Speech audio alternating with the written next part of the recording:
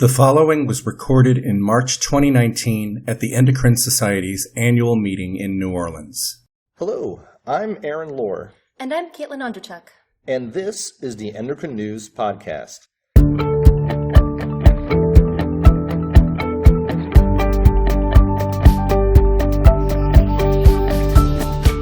In today's episode, we'll be talking about hypoglycemia in older adults with type 1 diabetes.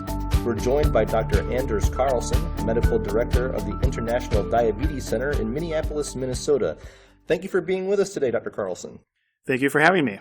Your endo presentation is titled Exposure to Hypoglycemia in Older Adults with Type 1 Diabetes, Baseline Characteristics Using Continuous Glucose Monitoring Data.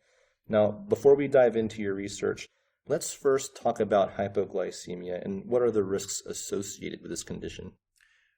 Hypoglycemia is when the blood glucose drops to a low level, lower than the body is usually accustomed to. And in some cases, it can be dangerously low, requiring urgent attention. Most groups now have agreed that we define hypoglycemia by a blood glucose of less than 70 milligrams per deciliter, and very low glucose, one that is clinically significant and requires immediate attention, as a glucose less than 54 milligrams per deciliter. The risks of hypoglycemia are numerous. It can lead to altered consciousness, confusion, stupor, and in severe cases can lead to coma and even death.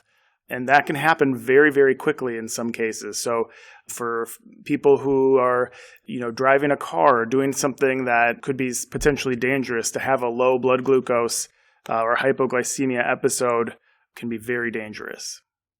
So your study touches upon impaired hypoglycemia awareness. How do you define that, and how prevalent is this among patients with type 1 diabetes? Hypoglycemia unawareness or impaired awareness of hypoglycemia is quite common, particularly in the group we studied here, which is an older population with type 1 diabetes. So there are some risk factors for it. Certainly, the longer you have diabetes, the higher your risk for hypoglycemia unawareness is. And essentially what that is it's a loss or a blunting of the body's ability to respond to low glucose in the bloodstream. So someone with intact awareness at a blood glucose of around 70 or so will start to feel things like shakiness, hunger, maybe a little bit of sweating, and the body will be prompting that individual to seek out something to eat to restore the glucose up higher. For someone who's unaware, they lose those sensations or they're quite blunted, and so the glucose can drop even further down into a more dangerous zone before they even feel it, or they might not even feel the low glucose at all. That sounds pretty scary. Your study touches on a very important question, and that's how much time do older adults with type 1 diabetes spend in the hypoglycemic range? So tell us, what did you find and how did you get there? Sure. So our study looked at 203 individuals over age 60 and older who had an A1C less than 10%. And we found that looking at between 10 to 21 days of CGM data, they spent about 5% of their time with a glucose less than 70, which translates into about 72 minutes per day in what is considered a hypoglycemic range. So more than an hour a day in the hypoglycemic range seems like a pretty scary situation. It's good to know, certainly, but what do we do now? Well, I think this helps lay the groundwork for further studies.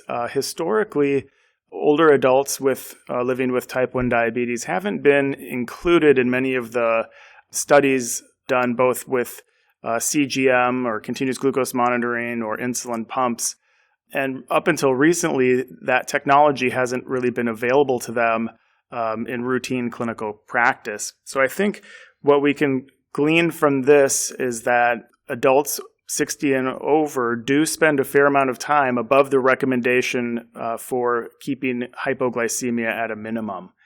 Now that we have continuous glucose monitoring and we can use it more widely in clinical practice, I think this study highlights the need for us to better understand hypoglycemia in this population.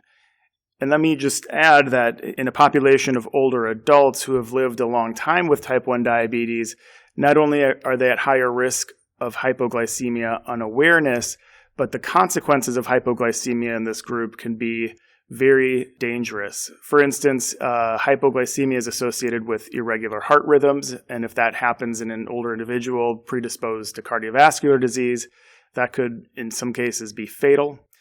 And hypoglycemia can even prompt falls or loss of consciousness, which someone who perhaps is at risk for fracture or has osteoporosis could result in a hip fracture or even other severe fractures. So it certainly highlights the need that we need to address hypoglycemia in this group. In light of the unawareness, it seems like CGMs would be really important in this patient population. Do we know how many are currently using CGMs, and is that number enough? Well, the current estimate is about 30% of adults over age 50 are using continuous glucose monitoring. And that's based on data coming from our T1D exchange.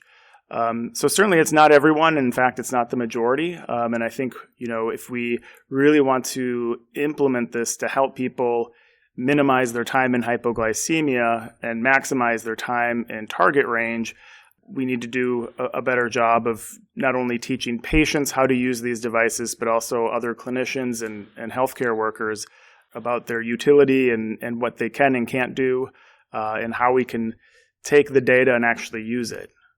These devices put out a tremendous amount of data. If they're checking your glucose every 5 minutes around the clock, that's a lot of data points. But unless we have methods and strategies in place to actually look at the data, interpret it, and make a reasonable action plan, we're sort of at a loss of what to do with all that information. Yes, so how should healthcare providers and patients and caregivers for these patients act on this information? Well, I would encourage patients to use CGM technology sort of in real time to help them make different decisions or check their glucose before driving, for instance, and really just rely on this data to help them guide their day-to-day lifestyle. There are a lot of different strategies that these CGM devices can use in terms of what the patient sees and whether or not they can share the data with friends or family, or how they may download it to their smartphone or to a cloud-based app or so on. So I think patients need to find the system that appeals to their needs and their lifestyle the best. But also I would encourage clinicians to really learn about the different systems. It's a complicated field and there's a lot of different moving parts and things are constantly changing. So it's a little difficult to stay on top of if you're not doing it every day. So I would encourage clinicians, and more we're trying to involve primary care in this as well, because they do see a lot of patients with diabetes, to look at how we download, review, interpret, and then make reasonable action plans based off of that CGM data. I think going forward, this type of technology has the potential to really transform how we deliver care for diabetes. Currently, in a lot of practices, patients come in once every 3 months, maybe every 6 months. Between those visits, the clinician isn't really looking at any glucose data or assisting that patient in making any treatment decisions. The patient is sort of left on their own in a lot of ways to make those decisions. And a lot of that is lack of time on the part of the clinicians, but it's also how we've structured the system, and it's a lack of reimbursement. So I think you're going to see that these CGM devices have the opportunity to transform how we do in-between visit care and hopefully lead to some changes from other stakeholders and some reimbursement for that work so that we can stay on top of things better than we are currently doing. So I know that this is really just the beginning of the research. Can you tell us a little bit about the future of your research plans and maybe a sneak preview of any results that you have? Sure. So these are the baseline data for the WISDOM trial, which is the wireless innovation in seniors with diabetes mellitus.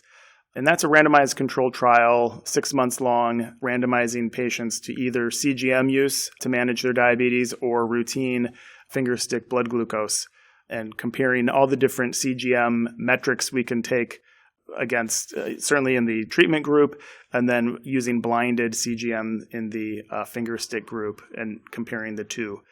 And the full results of the clinical trial should be reported by the end of this year. Thank you very much for sharing your research with us today. I've learned a lot, and I think our audience will really appreciate hearing about your studies. Thank you. Thank you. That's all for this episode. Thank you for listening to the Endocrine News Podcast.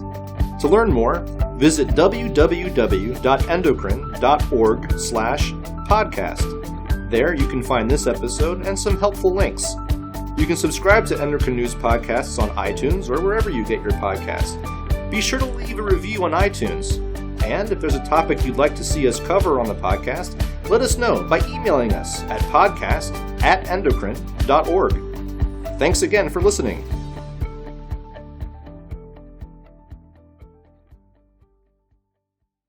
Endocrine News Podcasts are a free service of the Endocrine Society. To learn more or to become a member, visit the Society's website at www.endocrine.org.